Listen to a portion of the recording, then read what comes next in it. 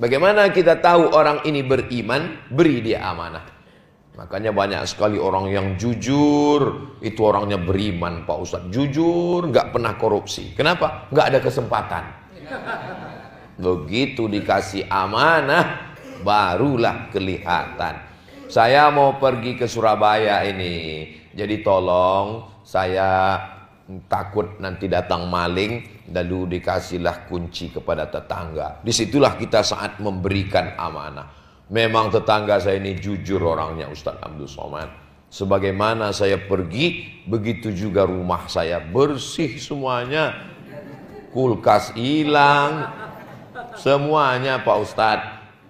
Maka orang yang amanah itu, orang beriman baru sadar dirinya beriman ketika dia mendapatkan amanah. Orang kalau belum diberi amanah itu belum bisa diuji, belum teruji lagi.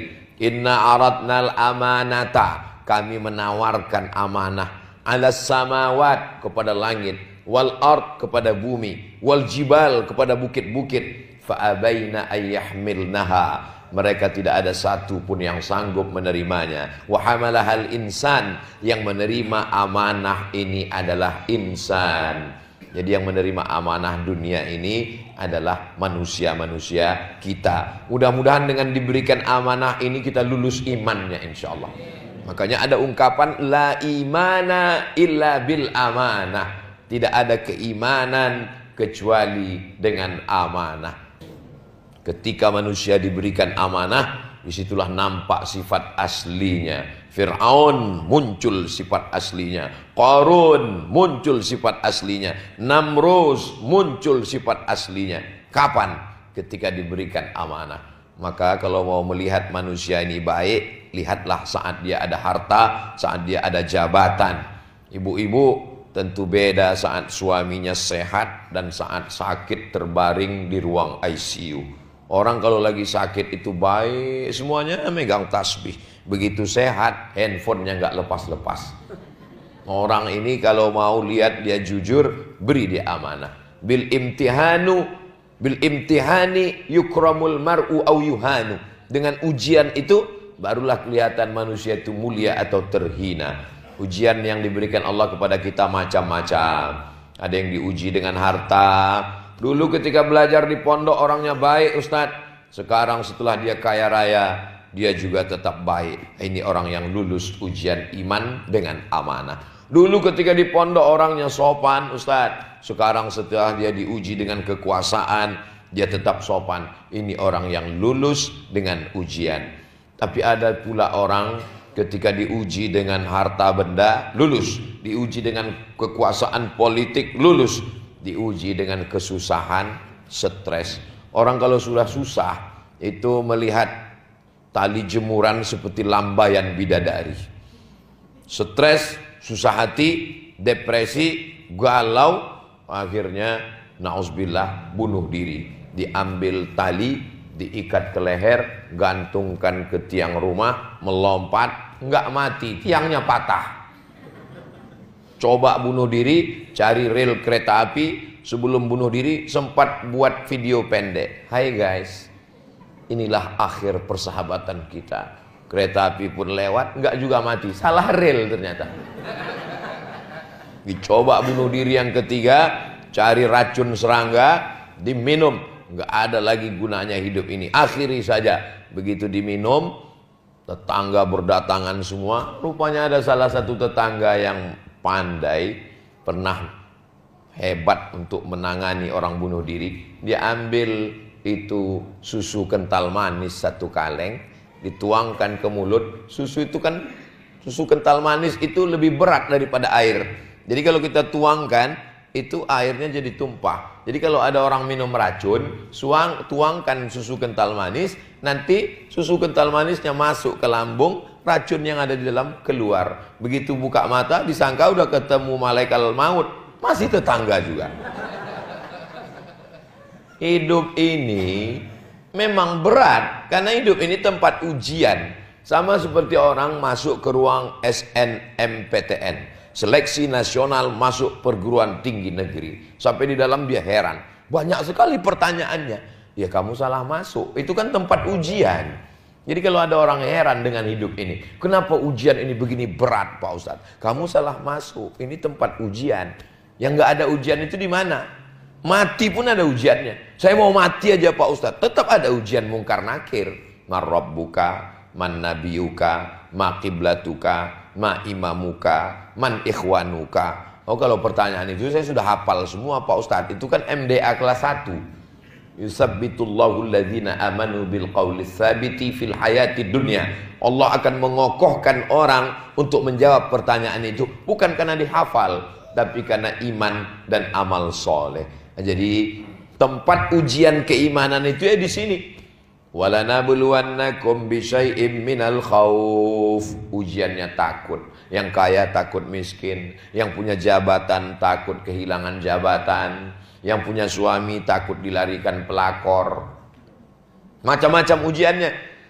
Walju' lapar, wa naqsim minal amwal kurang harta, wal anfus sakit dan mati, wasamarat masa paceklik kering berkepanjangan hujan tidak turun, wa basyiris sabirin berikan kabar gembira kepada orang yang sabar. Siapa itu?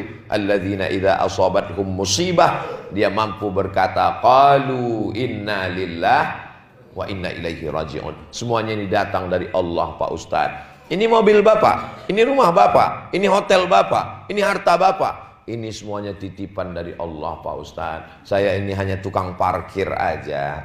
Tukang parkirlah yang paling lulus ujian keimanan. Semewah apapun mobil, dia tidak pernah ada rasa memiliki.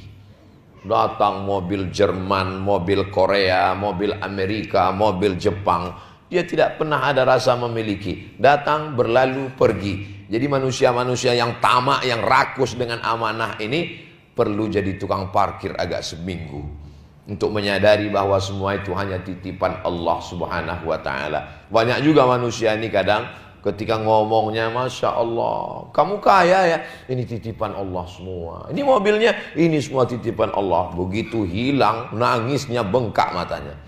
Katanya titipan Allah, kalau titipan kok nangis? Ternyata baru sampai di ujung lidah, di tepi bibir, belum masuk lagi ke dalam hati. Tapi ada jamaah yang lulus. Ketika istrinya meninggal, dia nggak nangis. Ceritanya, nggak sedih. Sini titipan Allah, Ustaz. Terus nggak sedih, masih ada titipan beberapa lagi.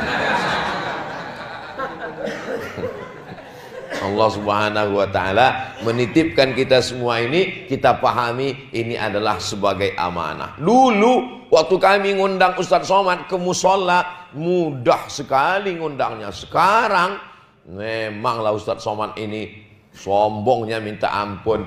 Saya nggak pernah tahu mau diundang ke musola, mau menghadapi siapa. Tanya sama Kiai Haji Dr. Ahmad Fauzi Tijani. Nggak pernah saya tanya, saya WA, Kiai, nanti kalau saya di Madura kemana aja? Ke pondok mana aja? Ke pesantren mana aja? Apakah diundang bupati, gubernur, wali kota? Nggak pernah. Saya kalau sudah di rumah hari Selasa, hari Rabu, hari Kamis kosong. Jadi kalau ada yang nanya, Ustadz kabarnya nanti kamu mau ke Pulau Madura ya? Iya. Jadwalnya di mana aja? Nggak tahu. Nanti sampai di Juanda baru saya tahu.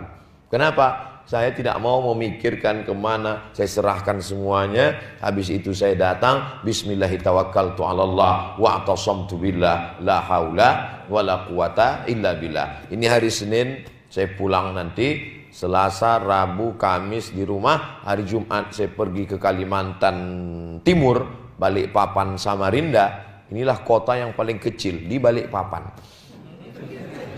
Kalau kota yang paling jauh, Ujung Pandang. Nah ini semuanya kota-kota ini kita lewati, kita tidak tahu. Kenapa? Karena nanti saya terjerumus, dianggap orang tidak amanah. Ini Ustadz Somad kalau yang ngundang pejabat, yang ngundang orang hebat, yang ngundang raja-raja, sultan-sultan, dia datang. Tapi kalau yang ngundang rakyat jelata, dia nggak datang. Makanya orang nggak bisa komplain nama saya. Kalau ada yang komplain, kenapa undangan kami tidak dipenuhi? Saya nggak tahu. Tanya aja sama Kiai Haji Ahmad Fauzi Tijani. Beliau yang ngatur semuanya. Nah ini semua adalah amanah yang dititipkan Allah Subhanahu Wa Taala. Alif mim nun iman. Alif mim nun amanah. Laki-laki yang bisa menerima amanah itu namanya al-amin. Perempuan yang bisa menerima amanah namanya aminah. Hanya aminah lah yang bisa mewujudkan al-amin. Tapi jangan gara-gara ini nanti pulang bapak ngomong, gara-gara istri saya tidak aminah lah maka anak kita tidak al-amin. Nanti suaminya juga, kalau suami ngomong begitu ke istri, istrinya juga bisa balas. Gara-gara suami kita bukan Abdullah lah maka anak kita bukan al-amin. Kalau suami saya Abdullah, pasti anaknya al-amin, orang yang amanah. Kamu kan bukan Abdullah, kamu Abdus Syaitan. Nauzubillah. Mudah-mudahan kita semua ini semua Abdullah, hamba Allah, bukan hamba jabatan, bukan hamba harta, bukan hamba kekuasaan, bukan hamba popularitas. Al-amin, orang yang amanah karena ada iman dalam dirinya.